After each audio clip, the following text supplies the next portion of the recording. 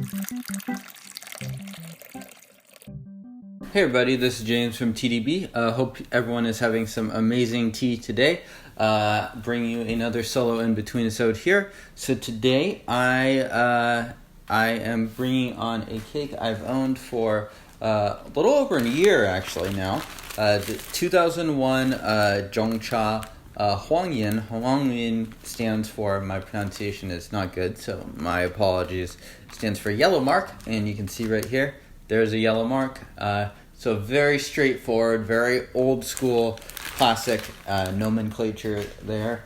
So this is just a fairly anonymous commission tea.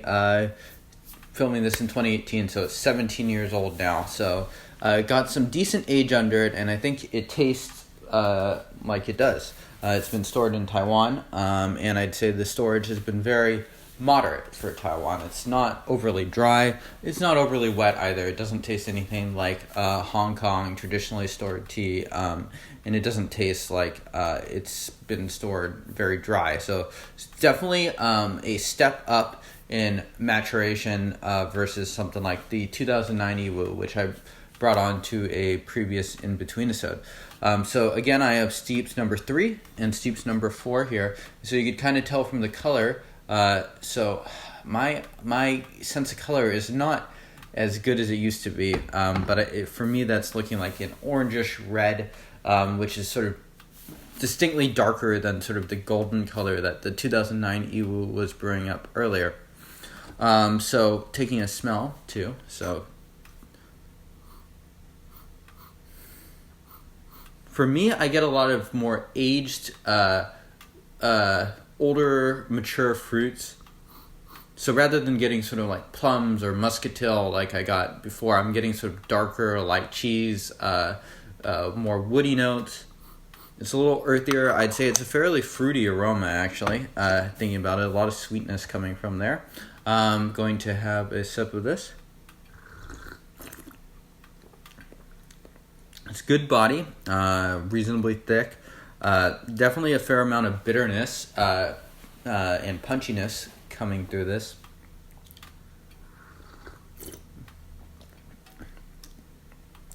Reasonably oily taste, or at least thickness to it. And then it's actually quite surprisingly bitter. And I've noticed that sometimes I will get sessions that are a little bit more bitter from this tea. I've had a chance to have it probably a dozen or more times in the past year. So it's a tea that I know, reasonably well. And I'll have some sessions that are a little bit greener, a little bit rawer tasting. I think this might be one of them. And it'll just be a little bit more bitter as the outset. I think a lot of this tea is really watching that sort of bitterness, that strength of the tea transform into more sweetness. And I'm noticing that right now. Just sort of like a quick returning sweetness to the throat. So again, this is brewing pretty dark. And we're going to heat this up again for steep number 5. So I apologize for the sound. It's sort of a reality of using this sort of setup that I have, where I have a hot plate, a tetsubin right here. And my mic, which is my phone, is right here, so it's going to pick up on a bit of that sound, so I apologize. So here we go.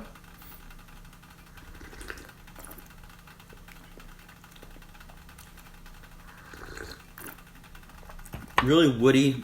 It's a pretty soft brew, but it's still a little bit bitterness. The bitterness isn't super sharp. It's more masked in that softness as well. Almost a little powdery in some of these brews as well.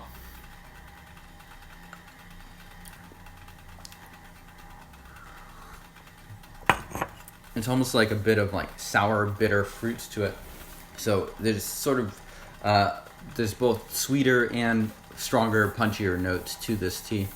The tea supposedly comes from Zhai, which is an area, I believe, in Simao Prefecture. I would not have been able to peg this tea or blind guess it over there. And I should mention that actually this tea is being sold by some friends of mine at teaswelike.com. They've recently started selling just some teas that they bought through the years. So they bought this one straight from the person that commissioned it in Taiwan.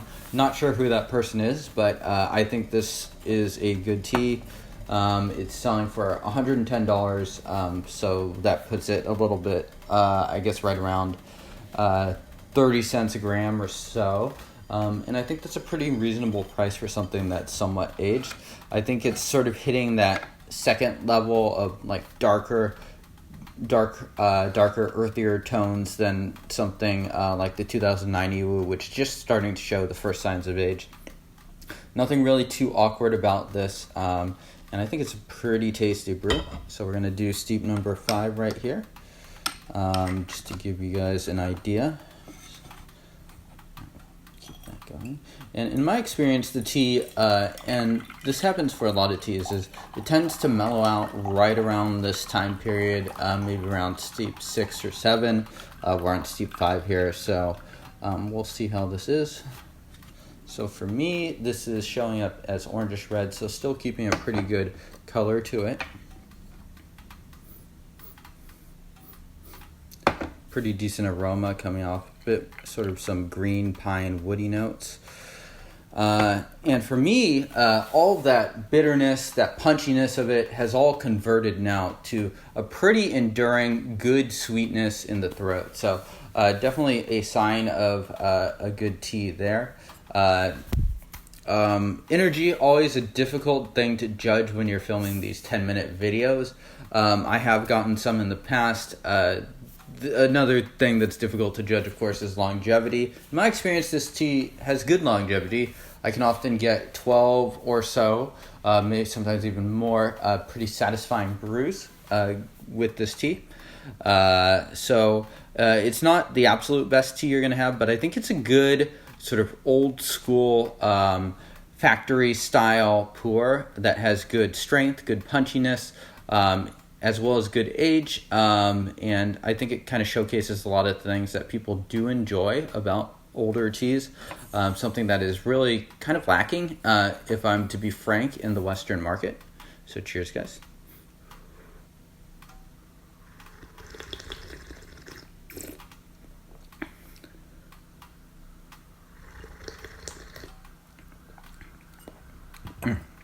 Earthy, bitter, really tasty, actually. There's a lot of flavor going on.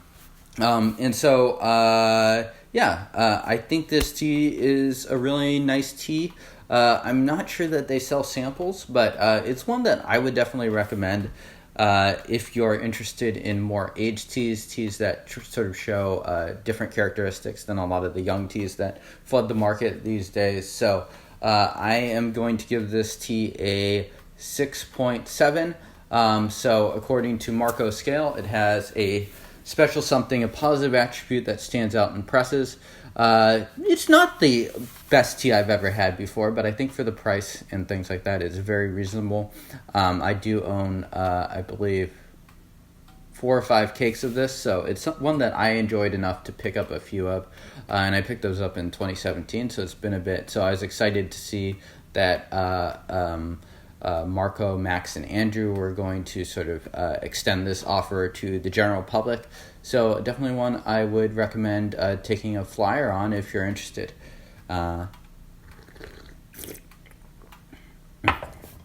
Tasty stuff. Okay, well, I think that just about concludes this Inbetweenisode. Thank you all for tuning in. If you enjoyed this video, please do give it a thumbs up, and I will see you all next time. Cheers.